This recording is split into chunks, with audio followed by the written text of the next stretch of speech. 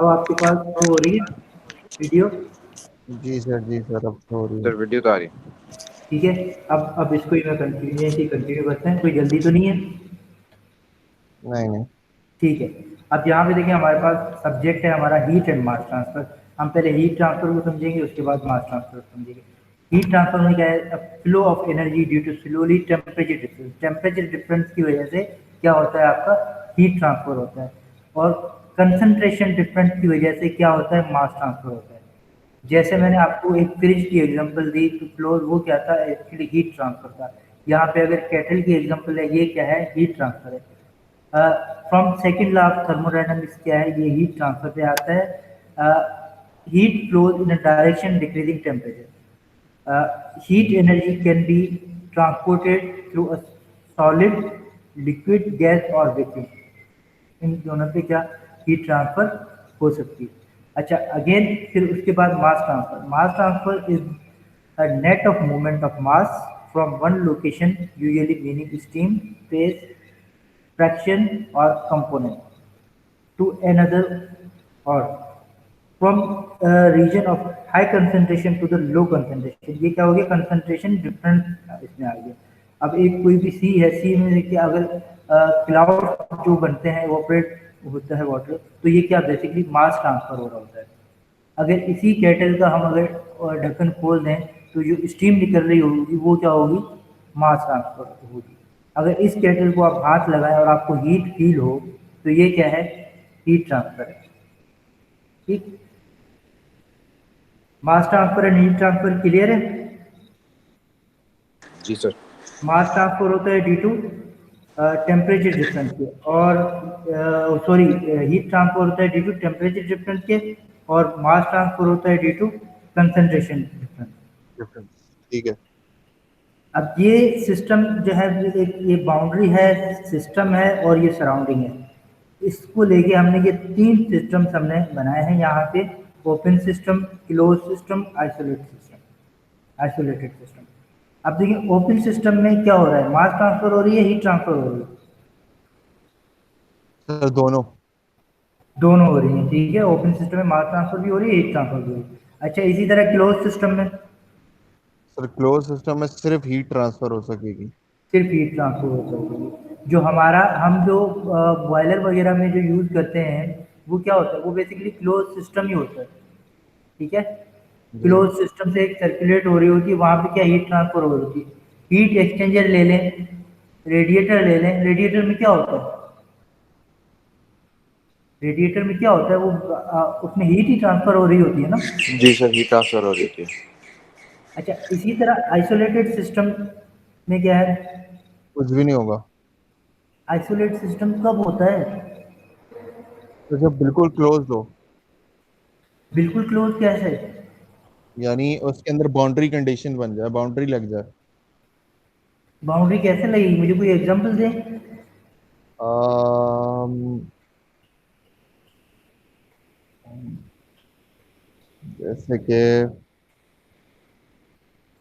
Isolate sir walls लगा देते हैं अक्सर, जैसे भट्टी है, भट्टी, हाँ, इलेक्ट्रिक भट्टी जो होती है वो आइसोलेटेड सिस्टम होता है।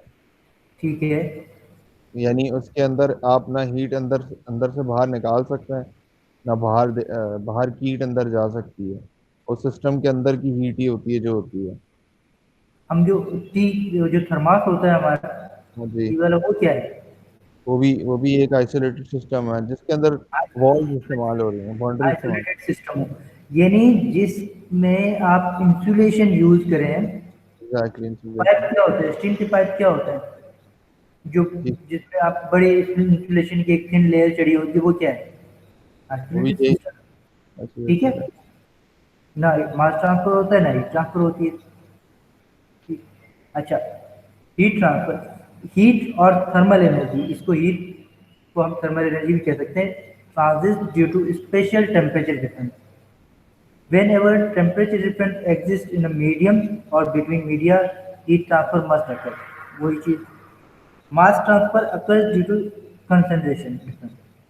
अब कंसंट्रेशन डिफरेंस क्या है, यहाँ पे देखिए मॉलिक्यूल्स कितने हैं, ज़्यादा हैं, ये क्या हाई कंसंट्रेशन है। अब ये मॉलिक्यूल्स कहाँ जाएंगे? जहाँ पे आपके कम मॉलिक्यूल्स होंगे वहाँ पे मूव करेंगे ये। तो ये हाई कंसंट्रेशन की तरफ लो कंसंट्रेशन फ्लो करता है।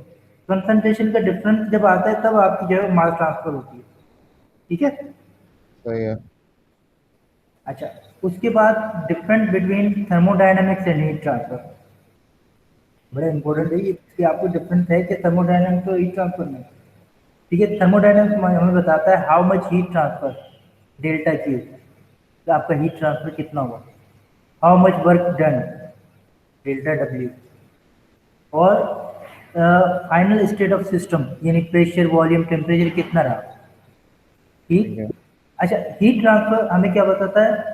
How with what modes delta Q is transfer, यानी वो जो आपका हीट ट्रांसफर हुआ, जो ये ट्रांसफर हुआ, एनर्जी जो ट्रांसफर हुई, उसका मोड क्या था? वो कंडक्शन थी, कन्वेक्शन थी, रेडिएशन थी, क्या थी वो? हाँ। ठीक है। What rate delta Q is transfer, जो रेट के किस रेट से वो जो है ट्रांसफर हुई, वो यूनिट बताएंगे ना। सही है, समझ गया। ठीक है।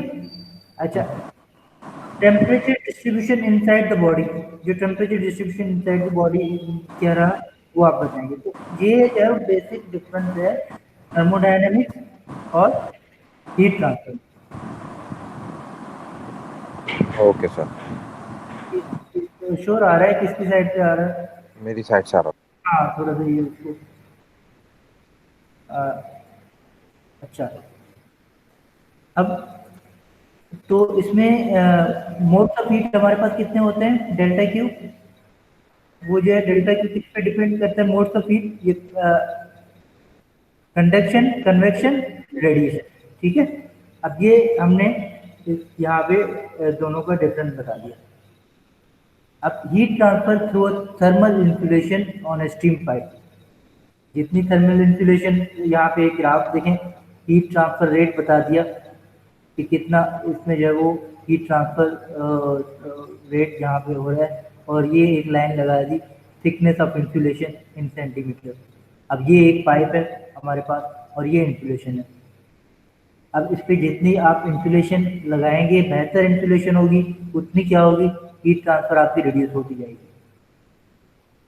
डिफरेंट टाइप्स की इंसुलेशन की, फाइबर की इंसुलेशन होती है और रॉक की इंसुलेशन होती है।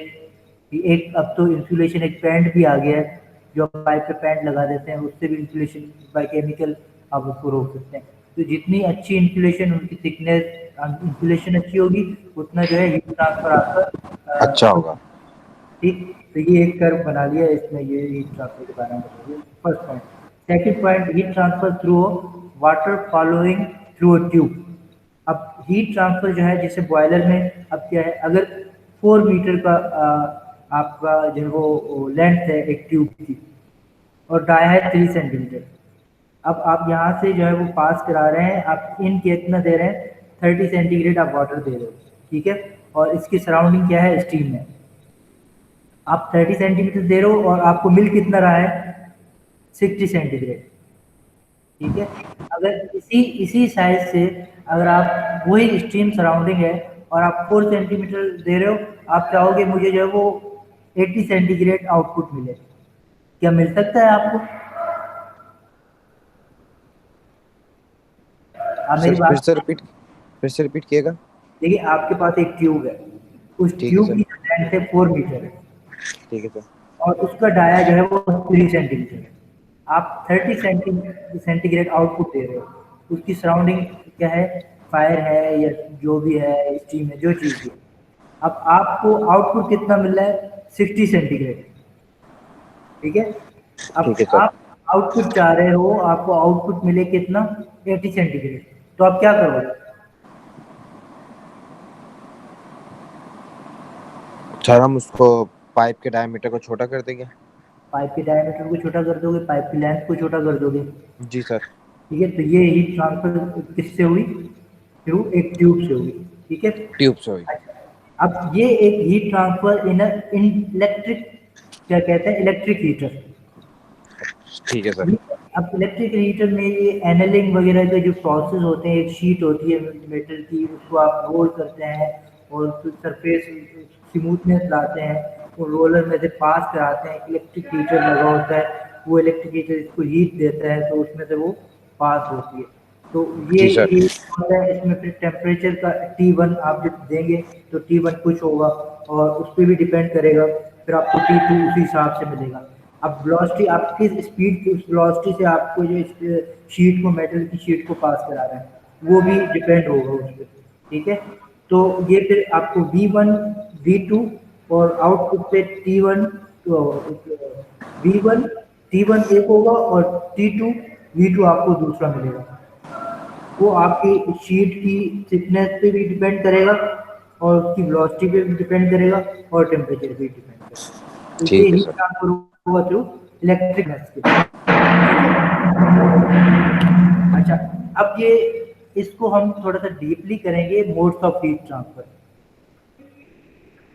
Modes of heat, 3 modes of heat होते हैं, एक convection, conduction, radiation. Radiation. Conduction जो होता है heat flow by direct contact के, heat carried by moving fluid particles के थ्रू होता है, और रेडिएशन बाय इलेक्ट्रोमैग्नेटिक, जो सन से रेज होती हैं उसके थ्रू जो है वो रेडिएशन होता है।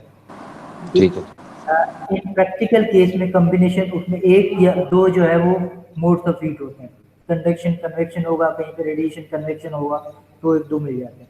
अच्छा, इसमें जो इक्वेशन यूज होती हैं, जो इक्वेशन इनमें यूज होती हैं, कंडक्शन में Fourier law of conduction use होती है, और कन्वेक्शन में न्यूटन लॉ ऑफ कूलिंग ये यूज होती हैं, और बोल्ट्जमैन लॉ स्टेप्स ये क्या किसमें होता है, रेडिएशन में होता है। बाद बात एमसीक्यूज आ जाते हैं कि इसमें कौन सा लॉ जो है वो यूज होता है कंडक्शन में, कन्वेक्शन से, तो आप किसी एक पे जो है वो लगाना हो तो मार्क करना हो तो सीटेबल आंसर है, ठीक है। तो अब इसके बाद मोड्स ऑफ हीट के बारे में हम जो पढ़ेंगे तो इसको एक एक इसमें डिटेल में जाएंगे, थोड़ा सा डिटेल में जाएंगे, लेकिन मैं कोशिश करूंगा जितना जल्दी हो सके ये सारे टॉपिक आपके मैं वाइंड अप करा लूँ, ठीक है। ठीक है सर। ठीक है सर। तो आज तक इतना ही था। अभी वलीद, आप जो है मेरे पास मशीन डिज़ाइन के लिए कितने बजे आएंगे मेरे पास? सर आप बता दें। 3 बजे, 2 बजे आ जाए, 2 बजे, ठीक ठीक है। टाइम देख लीजिएगा, 2 बजे है मेरे ख्याल में, तो 2 बजे आ जाइए। इसी ठीक लिंक को खोल लूँ? जी, इसी लिंक को दोबारा खोल लूँ? हाँ इसी लिंक को खोल दीजिएगा, अगर खुले तो मैं भी देखूंगा, अगर आ गई वरना दूसरी लिंक क्रिएट करूँगा, ठीक है। और सर ये ये जैसी स्लाइड कंप्लीट हो जाएगी मैं आपको नोट्स इसके प्रोवाइड कर दूँगा। चलिए ठीक है सर। मैं यही पूछ रहा था सर आपसे ठीक स्लाइड्स है, का ही। ओके। चलिए ओके, अल्लाह हाफिज़।